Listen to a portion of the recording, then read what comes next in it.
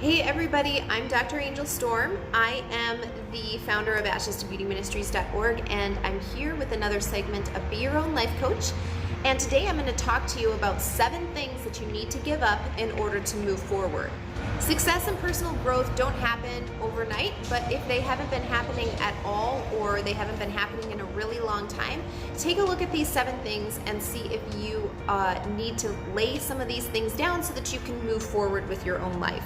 The first thing is to run away from your problems. If you're doing this, this is a great temporary solution to your issues, but it is not a long-term fix, and these things that you've been running away from actually build up over time, and they create more problems than if you would have just faced them each head on when they came up. So stop doing that. Look and see if there's any unresolved issues in your life that you need to address, and do so. Be aware that that's a habit for you, and be conscious of this and work to not do that any longer. Number 2 is to lay down shame or past failures. If you are holding on to the things that could have happened, should have happened, but they went wrong, the things that you did wrong, the things that you weren't good enough at, you have got to stop rehearsing these things. You need to lay them down, let them be. They belong in the past, let them stay there so that you can move forward in your life. Your future is so bright. Those things that didn't work out, that you could have done differently, those things are adding to your wisdom. They're adding to your ability to handle the future. And so you need to be able to take those things that could have, should have, would have happened in the past and turn them into something productive for your future. The third thing is to stop procrastinating reaching your goals or setting steps towards reaching your goals.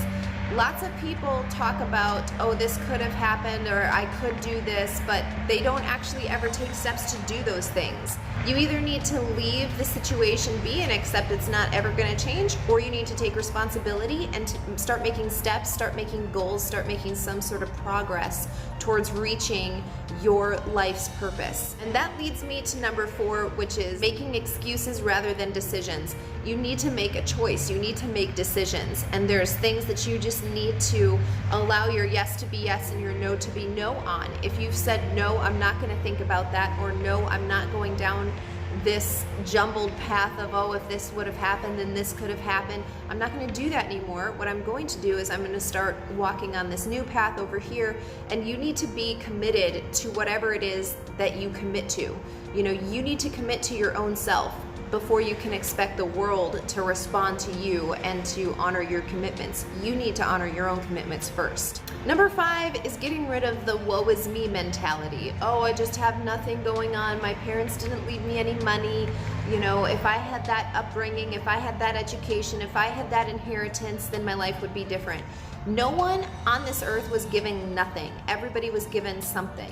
It's your job to search within you and to find the thing that makes you tick, to find the reason that you're here, your purpose, your destiny, and to start working towards that. You need to cultivate what's inside of you. Everybody here was given something, and so it's your responsibility. It's not true that you should have had this or could have had this and your life would have been this point further down the road. It's not true, because even if you had those things, your work ethic, your integrity, your intestinal fortitude, that still determines what happens.